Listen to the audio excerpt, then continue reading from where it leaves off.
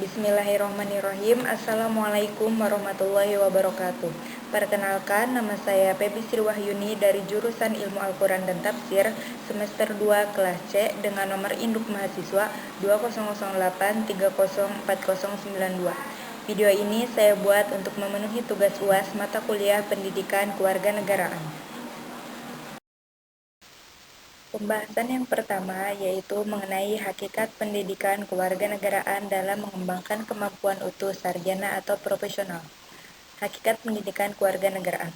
Tujuan pendidikan kewarganegaraan yaitu diantaranya memiliki pemikiran yang kritis dan kreatif, serta rasional dalam menghadapi adanya isu kewarganegaraan. Maju ke arah yang lebih positif dan demokratis demi mewujudkan individu yang berdasar pada nilai-nilai pendidikan kewarganegaraan. Esensi dan urgensi identitas nasional sebagai salah satu determinan pembangunan bangsa karakter. Identitas nasional adalah suatu ciri yang dimiliki oleh suatu bangsa yang secara filosofi membedakan bangsa tersebut. Faktor pembentukan identitas nasional antara lain primordial, sakral, Bhinneka Tunggal Ika, sejarah, perkembangan ekonomi, dan kelembagaan.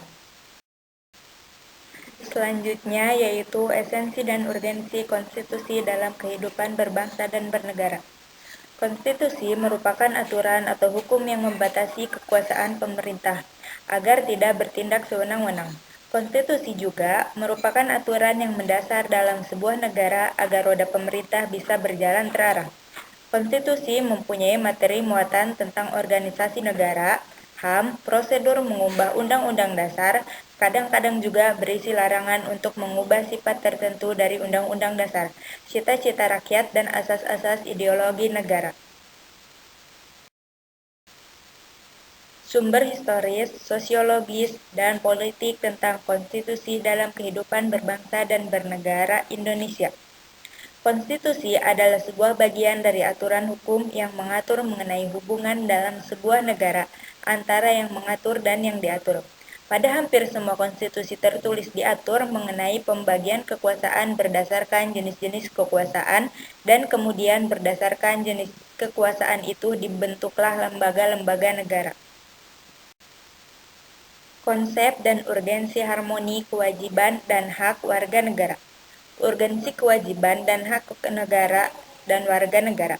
Esensi dan urgensi hak dan kewajiban itu ada 4, yaitu agama, pendidikan dan kebudayaan, perekonomian nasional dan kesejahteraan rakyat, pertahanan dan keamanan. Selanjutnya yaitu sumber historis, sosiologis, politik tentang harmoni, kewajiban dan hak warga negara. Sumber historis, sosiologis, politik dan hak kewajiban. Secara historis, perjuangan penegakan hak asasi manusia terjadi di dunia barat. Adalah John Locke, seorang filsuf Inggris pada abad ke-17 yang pertama kali merumuskan adanya hak alamiah atau yang sering disebut natural right yang melekat pada setiap diri manusia, yaitu hak atas hidup, hak kebebasan, dan hak milik. Secara sosiologis, ada suatu pandangan bahwa Indonesia baru harus dibangun dari hasil perombakan terhadap keseluruhan tatanan kehidupan masa lalu. Inti dari cita-cita tersebut adalah sebuah masyarakat sipil demokratis yang mampu mengharmonikan kewajiban dan hak negara dan warga negara. Sumber politik yang mendasari dinamika kewajiban dan hak negara dan warga negara Indonesia adalah proses dan hasil perubahan Undang-Undang Dasar Negara Republik Indonesia 1945 yang terjadi pada era reformasi.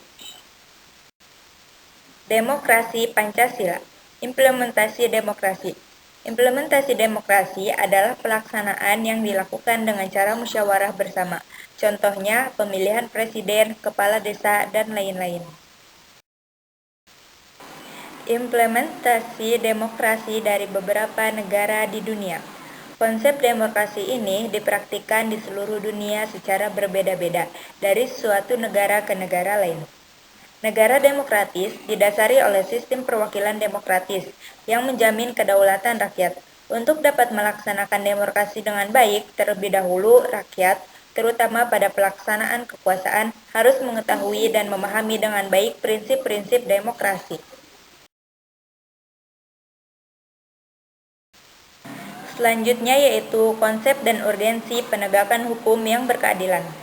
Penegakan hukum adalah proses dilakukannya upaya untuk tegaknya atau berfungsinya norma-norma hukum secara nyata, sebagai pedoman perilaku dalam lalu lintas atau hubungan-hubungan hukum dalam kehidupan bermasyarakat dan bernegara. Ditinjau dari sudut subjeknya, penegakan hukum itu dapat dilakukan oleh subjek yang luas dan dapat pula diartikan sebagai upaya penegakan hukum oleh subjek dalam arti yang terbatas atau sempit. Selanjutnya yaitu konsep dan urgensi wawasan Nusantara. Wawasan Nusantara bermula dari wawasan kewilayahan dengan dicetuskannya Deklarasi Juanda tanggal 13 Desember 1957. Inti dari deklarasi itu adalah segala perairan di sekitar perairan, pedalaman atau nasional yang berada di bawah kedaulatan mutlak milik negara Indonesia. Esensi dari wawasan Nusantara adalah kesatuan atau keutuhan wilayah dan persatuan bangsa. Mencakup di dalamnya pandangan akal satu kesatuan politik, ekonomi, sosial, budaya, dan pertahanan keamanan. Konsep dan urgensi ketahanan nasional dan bela negara.